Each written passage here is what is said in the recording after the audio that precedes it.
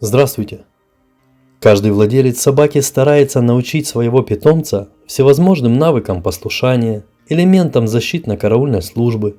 Но очень часто мы забываем о самом важном навыке, без которого невозможно не только несение защитно-караульной службы, но и безопасная повседневная жизнь собаки, в которой ее очень часто даже на обычные прогулки подстерегает смертельная опасность. Не говоря уже о том, что если злоумышленники захотят пробраться в дом, который охраняет собака, то первое, что они сделают, это попытаются ее отравить. Если вы хотите избежать таких проблем, то это видео для вас. Я расскажу о том, как научить собаку не подбирать корм с земли и довести этот навык до безупречного выполнения. И если вы в точности будете выполнять мои инструкции, то я вас уверяю, вы получите стопроцентный результат. Для обучения этому навыку вам необходимо купить недорогой электрический ошейник, а также самому изготовить незамысловатое приспособление. Для этого возьмите два медных провода длиной 50 см и снимите изоляцию каждого. С одной стороны 1 см, с другой 20 см.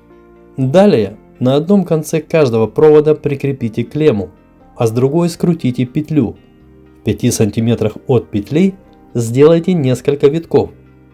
Также витки сделайте посередине провода. Клеммы прикрепите к электрическому устройству. После свяжите между собой провода крепкой нитью, так чтобы расстояние между ними было не более 3 см.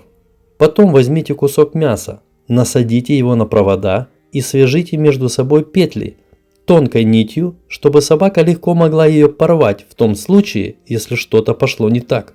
Таким образом она не поломает всю конструкцию, а просто снимет мясо. Идем дальше. Длина и ширина куска мяса должна быть примерно по 7 см, толщина до 4 см. При этом мясо должно быть сырым и максимально влажным. Можно его специально смочить перед тем, как начинать занятие.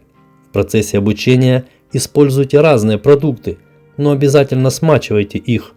Делать закладку необходимо в таком месте, чтобы прибор был незаметен и укреплен так, чтобы собака его не испортила. Это можно сделать, используя разные предметы, к примеру двери, чтобы сам прибор находился с одной стороны, а кусок мяса с другой. Или же забор. Именно для этих целей и делаются крепления посередине каждого провода, которые очень легко зафиксировать при помощи пластиковых хомутов. При этом само устройство нужно поместить в целлофановый кулек на случай дождя или снега. Саму конструкцию вы можете изготовить на свое усмотрение. Можно делать длиннее провода, чтобы их закопать в землю. Также можно изготовить и всевозможные крепления.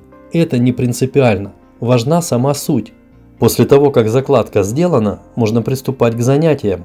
А теперь внимательно послушайте основные правила, которые вы должны неукоснительно соблюдать в процессе обучения. Первое – это то, что собака должна находиться во дворе сама. Владельца не должно быть рядом.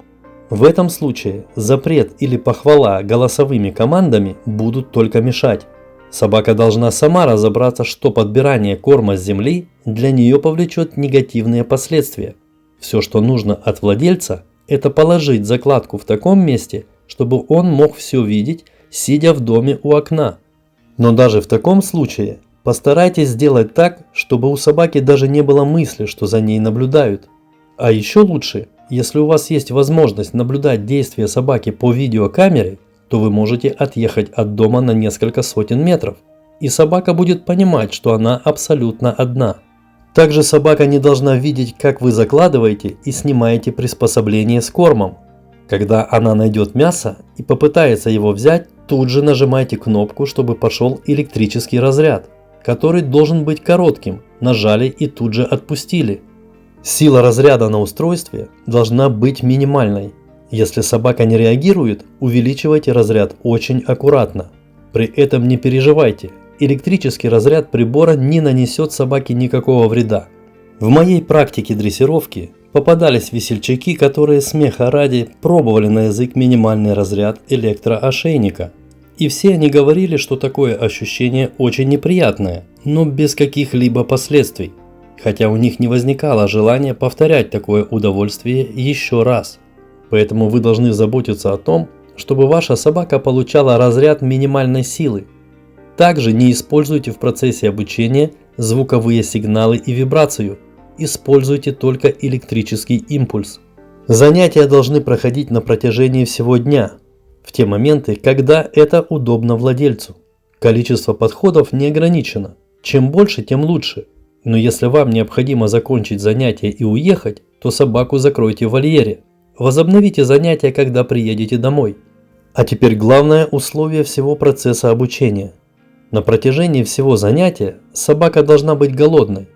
То есть, если вы решили заниматься во вторник, то последнее кормление собаки должно быть накануне в понедельник вечером. Во вторник вы занимаетесь по максимуму и не кормите собаку совсем. В среду утром продолжите занятие буквально полчаса. При этом можете остановиться в том случае, если собака подошла к закладке и, обнаружив мясо, проигнорировала его. После этого закройте ее в вольер, уберите закладку и покормите собаку. И не переживайте, что ваша собака не ела больше суток. Считайте это разгрузочным днем, который пойдет ей на пользу. В процессе обучения место закладки необходимо постоянно менять. Заниматься на первых порах нужно 1 день в неделю. Если вы видите результат и собака игнорирует закладку, перейдите на одно занятие в 2 недели. Позже – 1 раз в месяц.